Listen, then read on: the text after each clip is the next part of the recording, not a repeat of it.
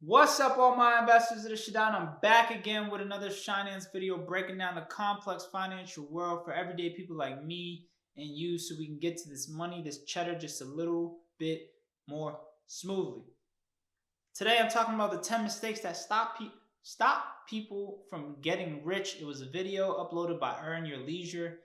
Fellas, I'm very proud of all the work that y'all have done for that platform, for the culture. But we gotta talk about this one. I'm a little bit disappointed about these tips. I'm a little confused, but before I get there, I gotta show my appreciation to the people that have been here since day one watching. Thank you all. Even if this is your first time watching, don't forget to hit the thumbs up on this video, like it, subscribe, comment your thoughts below. If you're against it, if you're with it, I'm opening up for debate all the time. Now, so Earn Your Leisure, for those you don't know, they give a lot of finance tips. I know they got their own little educational program. Cool, black owned. I'm happy for them. I'm very excited that they were able to put those resources together and do what they're doing. I think it's going to be very beneficial for our culture and within our communities. But there comes a point in time where and this happen. I feel like this happens to all YouTubers. That you're sometimes you're so focused on making the money that you don't even realize that the stuff you're putting together in between, it don't even really make sense, or it's not fully thought out. I guess is the best thing I want to put, because these are some bright gentlemen on this platform.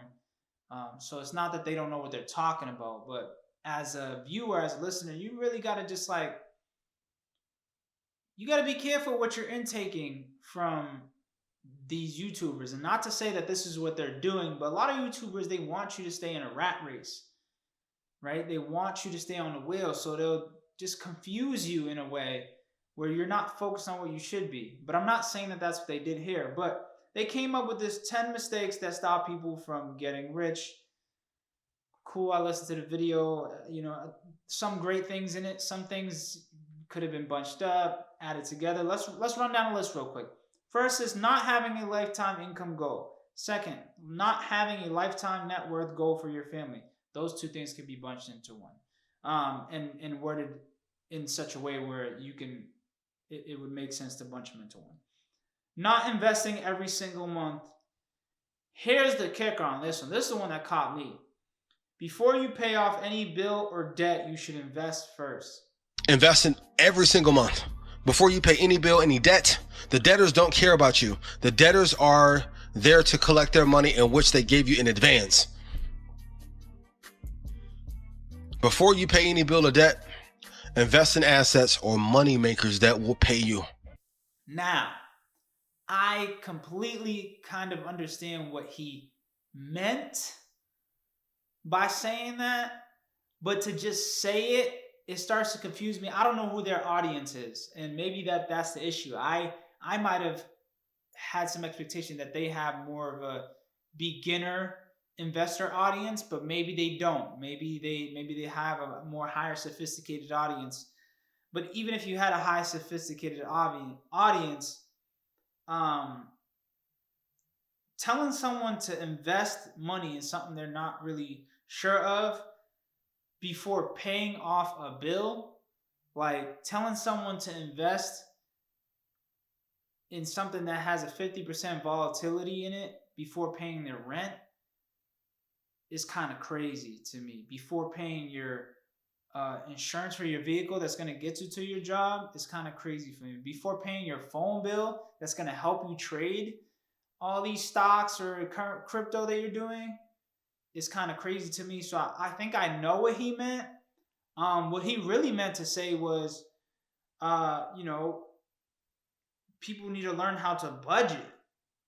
That's what I'm taking it. Like, you're really trying to tell people they need to learn how to budget, because you got to be able to pay for some of your expenses.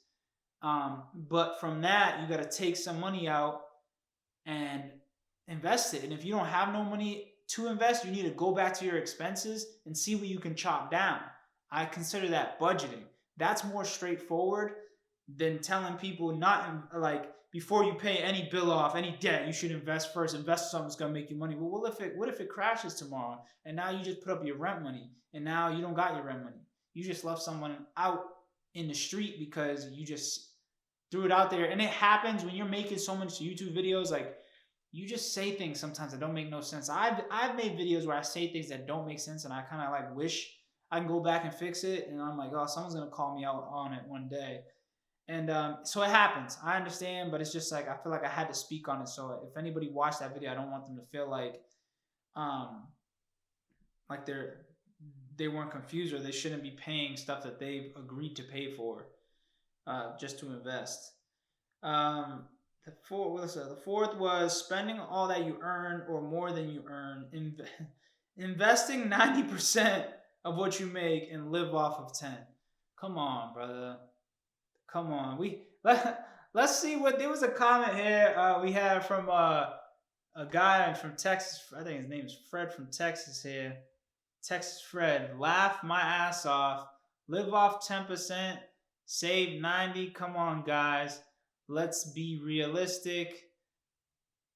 Rent is almost $1,800, and I feel you, my guy. I feel you, but in the benefit of EYL, he did come in after that and say invest. If you can't do the 90-10, invest 50, live off of 50. But once again, I'm confused at who their audience is, and this can be all on my end. If you look at the statistics, not many people are spending 50% on what they're bringing in. They're spending way beyond that. People are living check to check. The stats came out that there was a chunk of Americans that didn't even have $1,000 saved. So I feel you, Fred, when you say let's be realistic. Even at 50%, you're starting somewhere. The 90-10, come on, bro. Who are y'all? Are you speaking to the rich? I don't know, but 50 and 50 is somewhere to start. From there, you go and do the 80-20 or 70-30, and I feel like now you're speaking to more people in the culture that can make differences in their lives to really change their lives. All right, fifth was carrying credit card debt, which I agree. You shouldn't carry credit card debt. If you could pay it off, pay it off. So I agree with that. That can definitely hold people back. Not creating a business with endless automation systems that will allow the business to scale. Some businesses just have caps of how much scaling they can do. And I think that is beneficial for people to don't focus on a business that needs to scale 1,500 times. If you're skilled in one business, then just focus on that and use it as a source of income. Listen, everybody can't have a business that scales 100 million times. It's not possible. Let's be more realistic, fellas. Accumulating personal debt or any debt above 4%. I mean, I agree, disagree. It really just depends on what you're accumulating the debt for. That we can go on for days talking about, what's better or what's worse, but that's for a different video. Using your home equity as a personal ATM. I agree as well too. You definitely shouldn't do that. You should only use your home equity to acquire other assets that are going to cash flow, bring in more money, make you more rich, bring up the value of your assets. Let's go.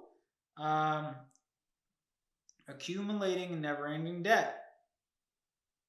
Like, that's what I'm saying. Like 7 and 9, like accumulating personal debt or any debt above 4%, accumulating never-ending debt. You could have just bunched that into, like, it's like y'all stretching to create this title or this video when you could have just bunched some of these things together.